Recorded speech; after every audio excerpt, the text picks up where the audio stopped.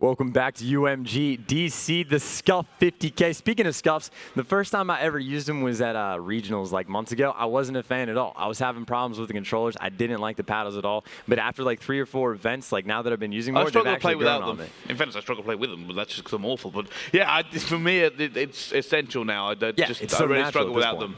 Yeah, my problem was just like it felt like weird to try and use my fingers because it's always screwed with like my trigger hands. But at this point, it's completely normal for me. I'm gonna be pro next year. No, I'm just kidding. Do you look a little bit like Revan? Oh, Jesus, man. Don't bring that up. That's just so bad. I get those comments all the time. If you guys do want to scuff, obviously, we've got the Scuff Infinity ones here on the desk. You can get your UMG Scuff ones today, scuffgaming.com, and you can use code UMG for 5% off. Yeah, without a doubt, of course, going into the task at hand, we do have an S&D map coming up for you. It's going to be recovery. Of course, the teams are the exact same. There would be no reason it's going to be different anytime soon. Denial going against eLevate, of course. Denial map number 1 was able to completely outslay their opponent and were able to pull away with an 8-point victory in hardpoint. Of course, S&D, sometimes their stat lines are the exact same way. They are just are Slay dominant in this game. I mean, both of those squads there, I think one of the things I'm taking away from that first game is how eager they were to just go toe-to-toe up close. I mean, there were not as many long-range battles as you might see from other teams. They just seem to really just love flooding hardpoints, both sides. And then both sides also really struggled to get the setups down.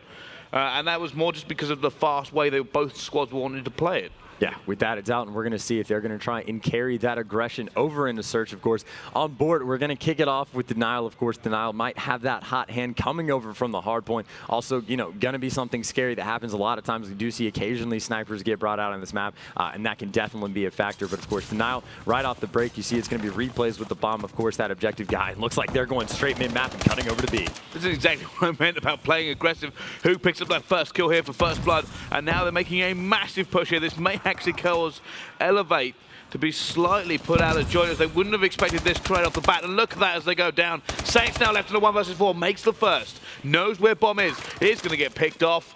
Maybe a little bit, overzealous there. Yeah, I mean, it is kind of a hopeless situation anyway. But like, you get bombed, you could just back up and like peek it every few seconds. But it's kind of a situation where he's gonna have to make moves. Might as well try and catch a second player off guard. But maybe too aggressive, who knows? But again, if Saints can get the hot hand, he did the worst by far. It was 21-38 in the hard point. But if he can, get some momentum going for him in Search, it is going to be huge for eLevate.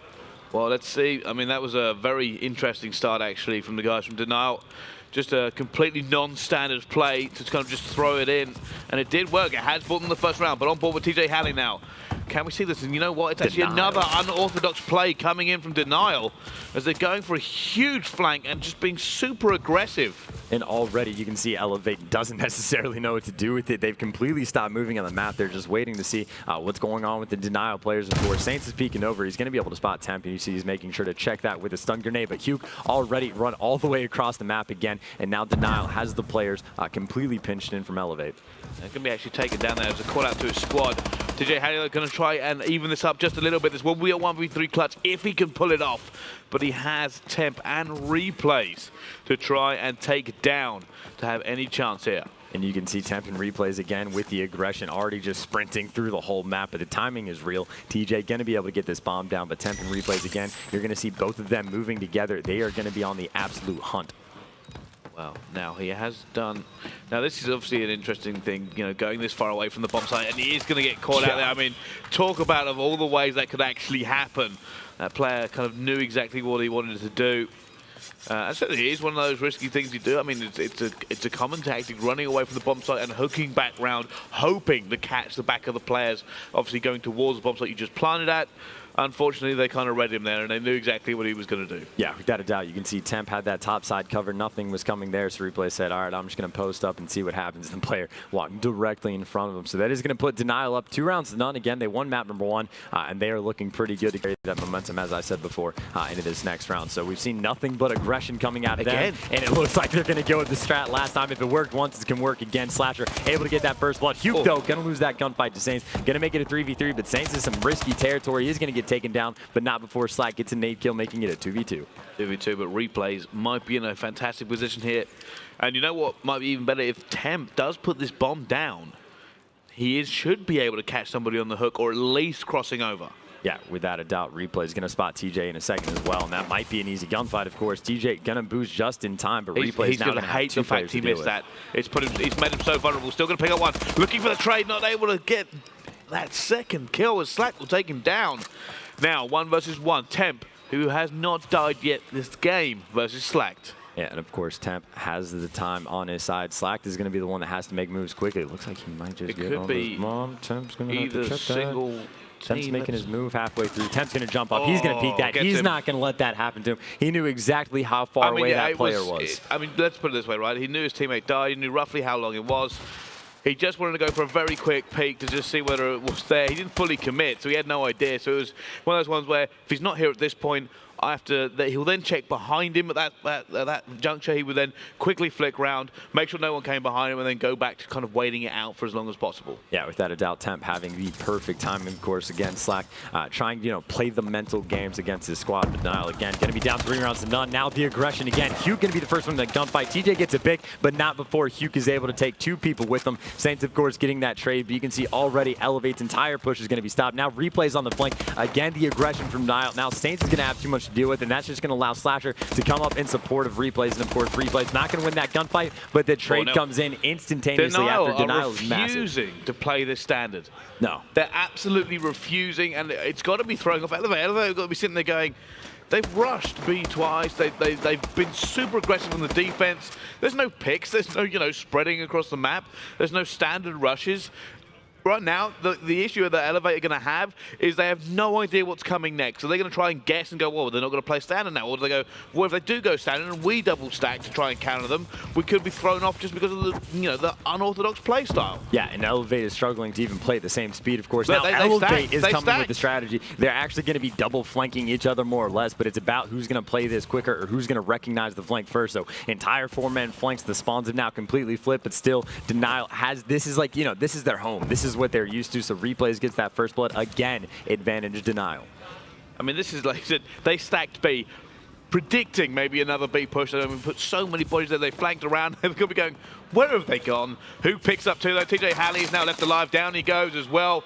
Denial are just outplaying them with their strategies. Yeah, this is just a brutalization. I mean, earlier we saw a round, it was on offense for Denial where they just, straight B-rushed, the completely unorthodox thing, but then they immediately wasted no time, flew all the way over to A, and at that point, eLevate had that rotation back to B, but then they were just sitting there waiting for stuff to happen. Denial already completely gone from that area, and again, eLevate just cannot keep up with that pace. You need to see some of their shocked faces. Huke, by the way, sitting at 9-3, he has been the man to watch this entire time, been absolutely destructive. Of course, eLevate, they're going to have to win 6 rounds in a row. This time, they're going to see the flank come in. Denial, again, all 4 people down this A street, but again, Huke going to be able to get that first blood. He's going to get the second as well. Huke is a man to force to be reckoned with. He's on a 5 streak. Slack able to pick up 2 Temp, though. Going to get that pick on Saints. They know exactly where he is. This is just bad. I have to go on board with Slack. Here's a 1 versus 2.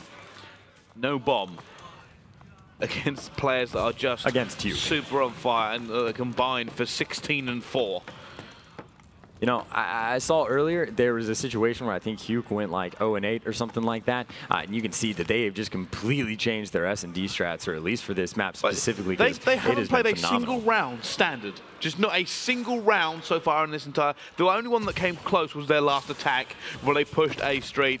But even then, they went for the complete wraparound with the flank. And why would you? It makes perfect sense. You want to play to your strengths, but now Slack going to be able to come up behind both players, but not even able to win that first gunfight. Of course, he was going to have to pick up 2, but you can even see just the laughter from Temp, the happiest face in the world, just laughing at that. And of course, Huke had to have gotten that. 12-3, having a 4 KD is not too bad. Of course, in Search and Destroy, it's not too bad either. Huke versus eLevate. Huke's on top.